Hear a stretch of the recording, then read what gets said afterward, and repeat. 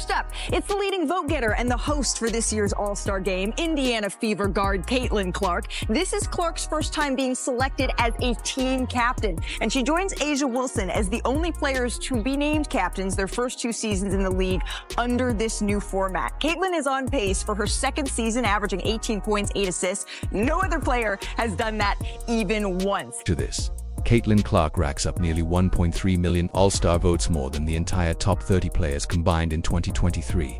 She doesn't just break WNBA history, she rewrites it, earning the title of team captain. Making her first appearance since that groin injury, Clark returns in style for the 2025 WNBA All-Star Draft on ESPN, but then boom, a twist nobody saw coming. Right in the middle of the broadcast, Clark makes a move so bold, so unexpected, it flips the entire draft on its head. Want to know how she made history again? If you're excited for her return, drop a CC record breaker in the comments. Let's jump in. And then out west, it's the Minnesota Lynx Nafisa Collier making her debut in captainship. But don't get it twisted, she knows this game well. Fee has been named an All-Star 5 out of the last 6 games. She's the 2024 Defensive Player of the Year and the favorite to win MVP according to ESPN Bet Sportsbook. But how about we check in on her GM skills? We're about to find out what those look like. It's just about that time. The captains are here. Fee, Caitlin, how are we feeling heading into your first draft as captains here? Now here's something that'll blow your mind. While Caitlin was off the court recovering, her fans were on a mission voting like never before. She ended up with a staggering 1,293,526 votes. That's not just a record, it's a demolition of anything we've ever seen in WNBA history. To put it in perspective, back in 2023, the top 30 vote-getters combined got 1.17 million votes. Clark beat all of them alone. And get this, A'ja Wilson led voting that year with 95,860 votes. Clark, she crushed that by more than 13 times. It's unheard of. There are fans out there online who say it's Fever versus everybody, and when they see this voting, it's only going to fuel that notion. Since its founding in 1997, the WNBA has never experienced fan engagement like this. Clark didn't just boost the league, she turned it into event television. People who'd never watched a WNBA game in their lives were suddenly casting all-star votes. Families were voting together, kids were getting involved, and social media became Clark central during the voting period. This wasn't just fan-supported, it was a cultural moment. WNBA All-Star captains have been announced.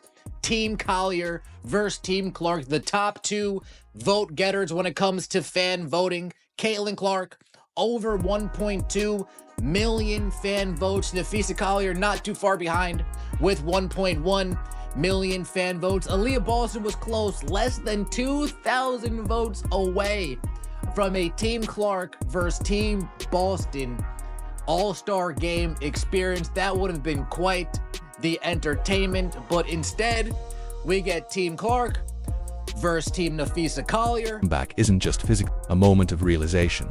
Clark doesn't just return to the game, she returns as the most popular player in league history, the ultimate needle mover. These vote totals prove her impact reaches far beyond box scores and stat sheets.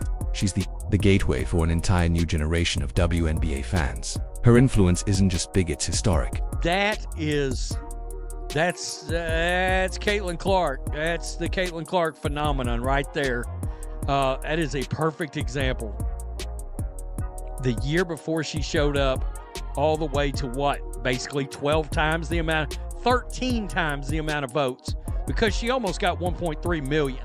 Clark's all-star vote count proves something deeper. This isn't just about one great season. This is about legacy.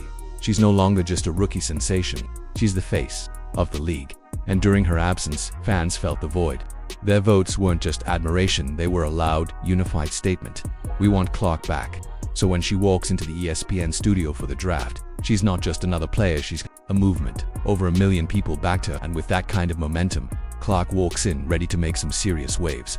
What happens next? It says everything about how the league really sees her. I feel good. We're ready. Woo! I'm excited to get underway. I'm ready. I'm excited. This is going to be a whole lot of fun here. I'm curious, Fee, can you just take me inside? I think Captain GM Fee has a nice ring to it. What's your strategy here as you're looking towards this draft? It does have a nice ring to it. I like this position a lot. I feel like I got to try to get some of my Hootie Hoo Owl girls on here. I gotta try to get some of my Husky girls on here. So I've got an agenda coming into today. All right, we got a little bit of an agenda. Then comes the moment that stuns everyone. The draft kicks off with Clark and Nafisa Collier seated virtually as captains. Everyone expects a standard. Draft pick players, build teams, shake hands. But Clark has a plan, a bold one. A first in history kind of move. Nobody saw this coming. What about you, Caitlin? What's your strategy here? I'm going on vibes. Ooh. We're picking whatever comes to mind. We're just having fun. My team's gonna be fun. That's all that matters. You get to be in front of the home crowd in Indianapolis, so that's right. Being in front of the home crowd is an important thing and could play maybe to your advantage here. We've done enough talking. It sounds like it is time that we get this draft underway. I've always wanted to say this. With the first pick in the 2025 WNBA All-Star Draft, Team Clark selects... I know this will be super surprising to everybody watching, but I'm going with my teammate, Aaliyah Boston, baby. We're putting Aaliyah Boston Welcome, up on baby. the board here. Aaliyah Boston going here to Team Clark. First pick, Aaliyah Boston. That says everything. Loyalty, respect, chemistry. Boston stood by her throughout her rookie season, through the highs and lows. By making her the top pick, Clark sends a clear message. She values relationships and trust just as much as skill. Aaliyah has been on opposite teams with Nafisa Collier in each of her first 3 All-Star appearances, and that tradition keeping it up this year as she's joining her teammate Caitlin Clark. She's been an All-Star selection in each of her first 3 seasons in the league. She's the 9th player in league history to be an All-Star in each of their first 3 seasons. So you're getting some real talent that you know very well here, Caitlin, on your team. Just when you think she's done making headlines, Clark drafts Aja Wilson. Yep, the same Wilson who had multiple dominant performances against Clark this season and walked away with the MVP that many thought belonged to Caitlin. Caitlin, we're going back to you here with the 4th pick in this draft. All right, 4th pick, I'm gonna take Asia. Aja Wilson. I was wondering when we would see Aja of the Back my Aces team up. going There we off go. of the board here. Aja Wilson headed to Team Clark here, 3-time All-Star captain. She did select you, Fee, on her team in 2019 and has played with you 3 out of the 4 All-Star games. So it's going to be a little different again going head-to-head here with Aja Wilson. The 3rd straight season of her averaging 20 or more points and her 5th season overall. Of course, a certified baller. But Clark's got vision. She knows how to separate competition from strategy. She respects Wilson's game. Personal rivalries set aside. What matters now is winning, and Wilson helps her do that. I don't know if this is in the rules. I don't really care. But I think we've already discussed we are going to trade coaches. Fee's going to take her coach, Sandy Brondello. Let's get it. It's going to be amazing. Sorry, WNBA, if that's not in the rule. Sorry, ESPN, if that's not in the rules, but we just made it a rule. So, Sandy Brondello, come on over. Whoa! Let's get to it. You can coach Sabrina. And comes the shocker. Clark makes a coach trade. Yeah, you heard that right. Instead of picking another player, she requests to swap coaches. Something never before done in All-Star history. The WNBA and ESPN had to approve it. Clark publicly announces she wants to trade Cheryl Reeve to Collier's team. Instantly, the energy shifts. This isn't just a draft anymore, it's a power play. We have breaking Let me know. news here. I don't know that I've heard of a coach being traded in the All-Star game. This is something that you're agreeing to, Fee. There's no terms to this deal. I agree with Cheryl, I agree with the trade. I love Cheryl, she's my coach here. And you know what, that's just gonna be worse for Team Clark because now we got more chemistry on our side, we got more synergy, we know what we expect from each other, so that was a bad move on your part, Caitlin, we're taking you down. And here's where it gets spicy. Cheryl Reeve is the very coach who left Clark off Team USA last year despite her record-breaking rookie season. Reeve didn't just cut her, she publicly criticized the attention Clark was getting. So what does Clark do? She remembers, she responds. Reeve gets traded, right there on live television. The same coach who once shut the door on Clark now finds herself coaching the other team. Message received. I'd rather watch paint dry. I'd rather watch dirt just be moved around because Caitlin Clark's not on the team. If she's there, it's appointment TV. You people, whoever did this, honestly, hey, take your brain, put it in a museum, and study it for how dumb you are. Clark doesn't just trade a coach, she makes a statement. She brings in Sandy Brondello from New York to lead her squad. This isn't just about picking a name, it's a calculated move. Brondello led the Liberty to the top, and Clark wants that same winning DNA. The message: Clark understands the game beyond the court. She's building a team like a chess master. And just like that, the coach trade becomes the most talked about moment of the draft. It wasn't scripted, it wasn't safe. It was pure Clark. Even Collier and Clark are laughing on camera, but you can tell this shook everyone. You could practically see the ESPN producers scrambling to figure out how to handle it live. The coaches maybe is going to be the X factor. The coaches are maybe going to be the X factor. Hey, Sandy, defending champion, loves to shoot threes, lets her players get after it. I don't know. I'm feeling good with Sandy and Sabrina on my team. Then comes Collier's response, a little trash talk with a whole lot of spark. That's just going to be worse for you, Caitlin. We've got more chemistry now. That was a bad move. The fun is over. The competitive fire has officially been lit. But the coach trade shows us something deeper. Clark isn't just a fan favorite. She's a bold, decisive leader who's reshaping how the WNBA operates.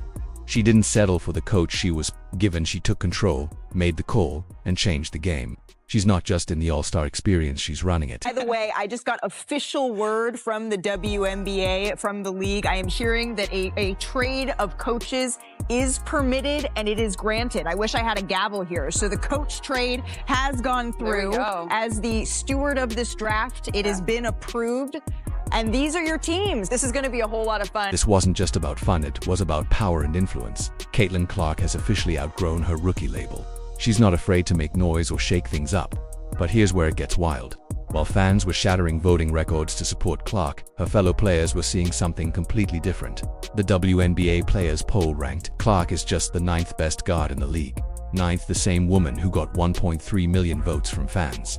Meanwhile, Paige Buchers was ranked 4th. Sabrina Ionescu came in 2nd, and Alicia Gray topped the list. Even Natasha Cloud and Brittany Sykes were ranked higher. Going to come a time when the CBA negotiations are going on, the owners are sitting across from the Players Association, the negotiators are in the room, they're trying to iron out things, and the owners all come together and they ask a question, they pose a question to the players, and the question's simple.